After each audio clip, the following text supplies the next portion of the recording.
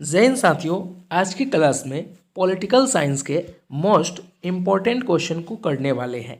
ये सभी ऐसे प्रश्न हैं जो पिछले प्रीवियस ईयर में यूपी पुलिस कांस्टेबल के एग्जामों में पूछे गए हैं। आप सभी को साथियों एक चीज़ मैं बता दूं, आप सभी के पास समय बहुत ही कम है। अगर आप लोग निरंतर प्रयास नहीं करेंगे, ज़्यादा से ज़्यादा प्रश्न नहीं सॉल्व करेंगे, तो आप सभी के एग्ज़ाम में बेहतर परफॉर्मेंस करने का संभावना घट जाता है। एक चीज़ आप सभी को बताते चलूँ, अभी जो है जिन जिन जिन छात्रों के सिलेबस कंप्लीट नहीं है वो सभी स्टूडेंट क्या करेंगे, क्योंकि देखिए किसी भी एग्ज़ाम में विजय प्राप्त करने के लिए आप सभी को क्या होता है, एक रणनीति बनानी होती है। अगर आपका सही रणनीति नहीं होगा तो आप एग्ज़ाम में बेहतर परफॉर्मेंस नहीं कर पाएंगे। वैसे स्टूडेंट जिनका सिलेबस कंप्लीट नहीं है वो सभी अभी से जो है लाइव अटेम्प्ट नहीं करें, लाइव क्लास जो होता है वो अटेंड नहीं करें।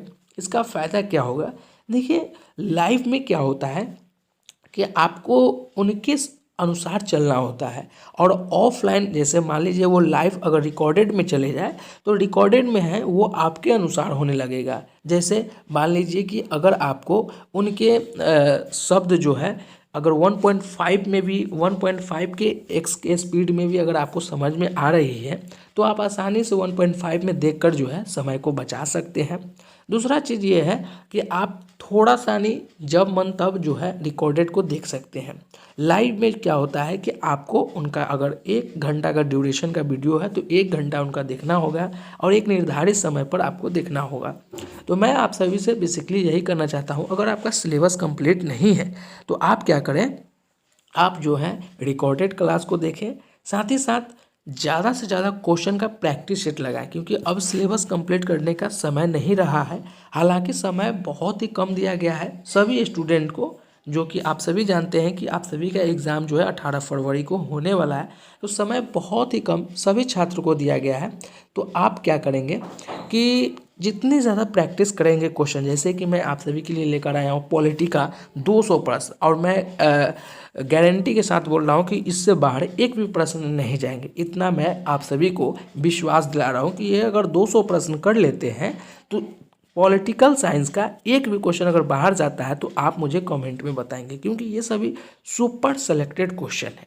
तो आंख मूंद कर नहीं देखें और किसी भी चीज़ों को आप लोग बेहिचक रहें, क्योंकि आप सभी के लिए मैं जितने भी कंटेंट क्वेश्चंस का लाता हूँ वो सभी सुपर सेलेक्टेड रहते हैं। थोड़ा लेट आता है लेकिन जितना भी टाइपिंग करने के बाद समय मिलती है मुझे, वो सभी आप सभी के लिए मैं पूरे अच्छे से लाता हूँ कि आपके हित में हो और आपके एग्ज़ामों में ज़्यादा से ज़्यादा ये सभी कंटेंट मैच करें। चलिए सवाल नंबर 45 यानी कि 45 नंबर प्रश्न से पॉलिटिकल साइंस के स्टार्ट करते हैं। एक चीज़ और, आप सभी अपने पेन और पेपर लेकर ज़रूर बैठेंगे, और वीडियो अच्छा लगे तो इस चैनल को ज़रूर सब्सक्राइब करेंगे, ताकि आप सभी के लिए मैं ज़्यादा से ज़्यादा जो है कंटेंट फाइंड कर सकूं। आप सभी के लिए ये चैनल है तो आपका ही हक बनता है कि इस चैनल को सब्सक्राइब करें। चलिए पहला प्रश्न सवाल नंबर 45। सवाल नंबर 45 आप सभी से क्या कह रहा है कि पंचायती राज जो है किसका विषय है। 4 ऑप्शन दिया गया है, आप सभी को बताना है कि पंचायती राज जो है किसका विषय है। काफ़ी सिंपल प्रश्न है और आप सभी जानते हैं कि पंचायती राज जो है वो राज्य सूची का विषय है।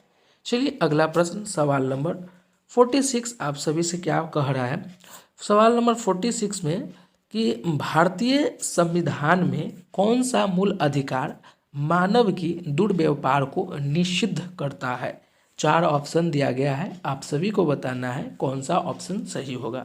देखिए अगर आप सभी को मेरा स्पीड अगर स्लो लगता है तो आप क्या करेंगे 1.5 के स्पीड में भी देख सकते हैं, है ना।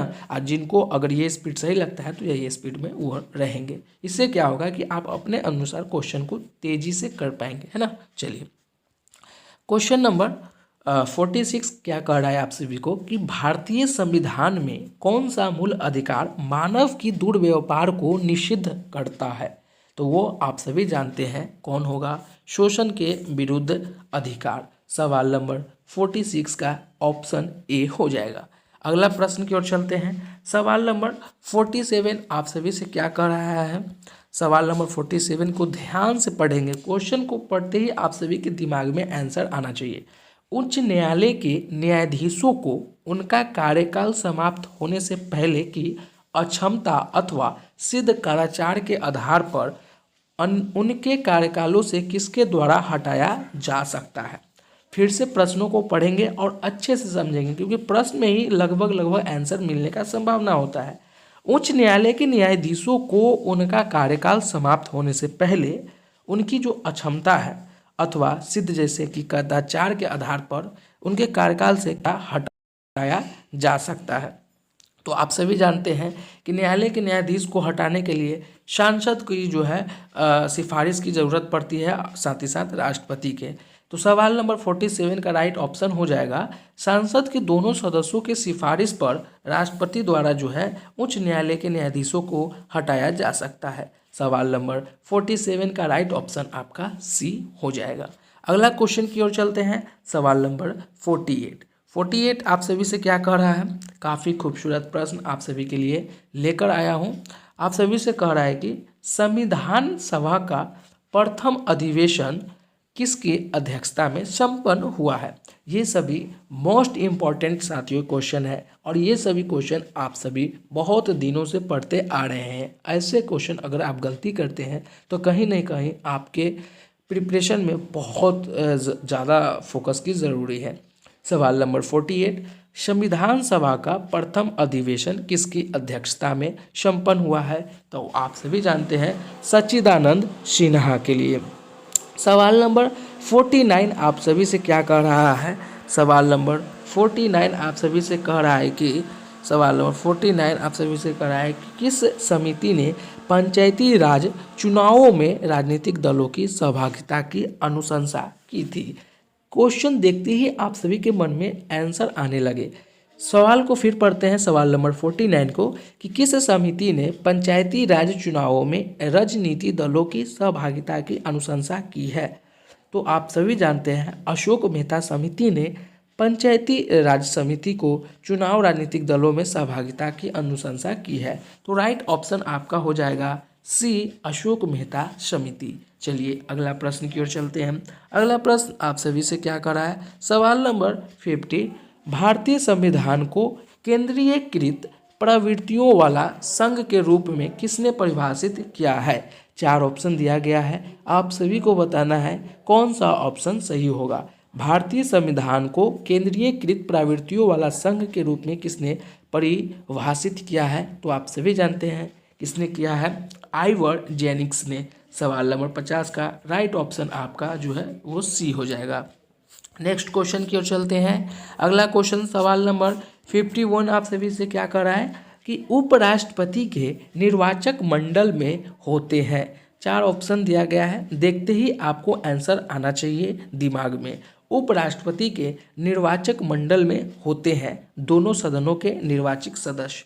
देखिए कभी कभी होता क्या है कि क्वेश्चन देखने के बाद आपके आंसर जो है बहुत ज़्यादा सही होने लगते हैं, तो आप क्या करते हैं, पढ़ाई जो है निरंतरन जारी रखते हैं, लेकिन जैसे ही गलत होने लगता है तो आप वीडियो को स्किप कर देते हैं।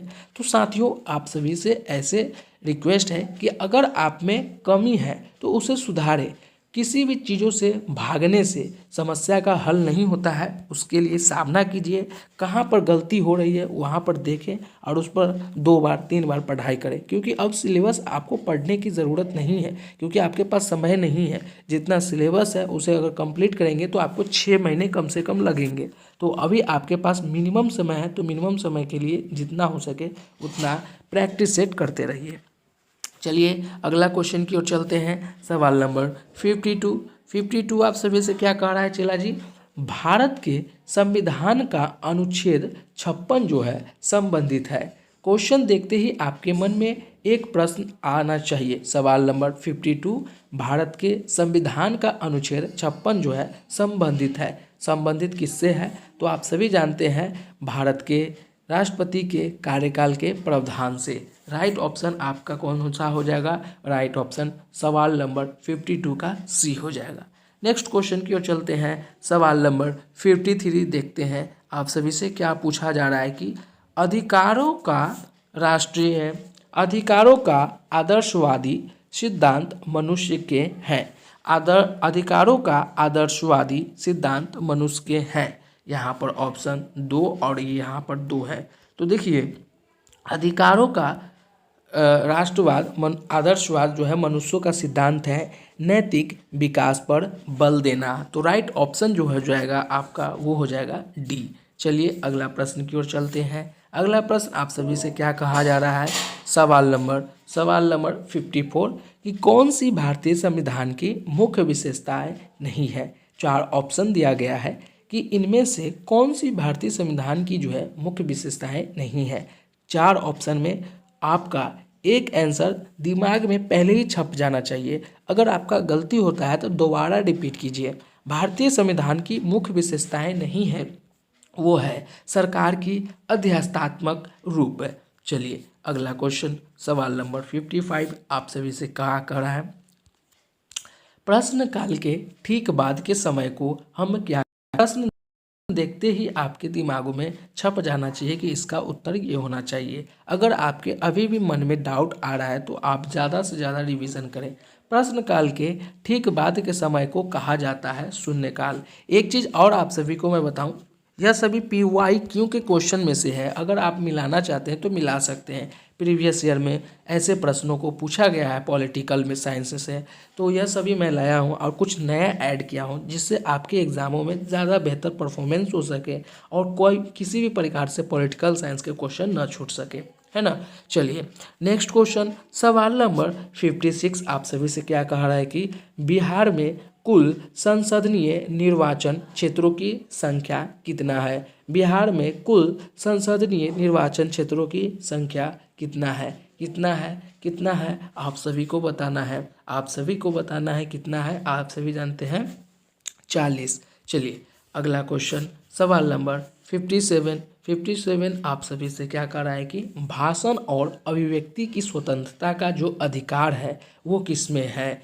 4 ऑप्शन दिया गया है, आपके मन में आ जाना चाहिए। भाषण और स्वतंत्रता, भाषण और व्यक्ति की स्वतंत्रता का अधिकार आप सभी जानते हैं किसमें है, संविधान का अनुच्छेद 15 में है। चलिए नेक्स्ट क्वेश्चन की ओर चलते हैं। अगला प्रश्न आप सभी का क्या है, सवाल नंबर 58 भारतीय संविधान के अनुच्छेद 368 का संबंध है।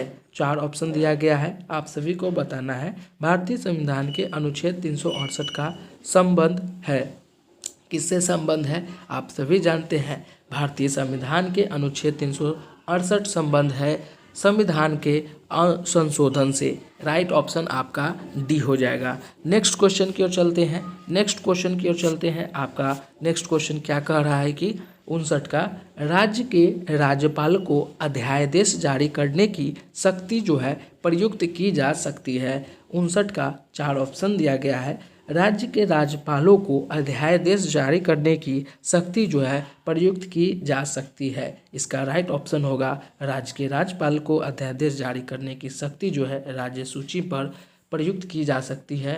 राइट ऑप्शन 59 का ए हो जाएगा। नेक्स्ट क्वेश्चन की ओर चलते हैं। अगला क्वेश्चन आप सभी से क्या कह रहा है, सवाल नंबर 60 भारत की विदेश नीति आधारित है। विदेश नीति किस पर आधारित है, तो वह है गुट निरपेक्षता की नीति पर। साथियों आज का क्वेश्चन सवाल नंबर 60 यानी कि हम लोगों ने 16 प्रश्नों को कंप्लीटली देखा है। आप लोगों ने कितने प्रश्न पहले से जानते थे कमेंट बॉक्स में ज़रूर बताएंगे और आपका आज का स्कोर क्या रहा ये भी कमेंट बॉक्स में ज़रूर बताएंगे। फिर मिलते हैं नेक्स्ट सीरीज में, जब तक के लिए जय हिंद।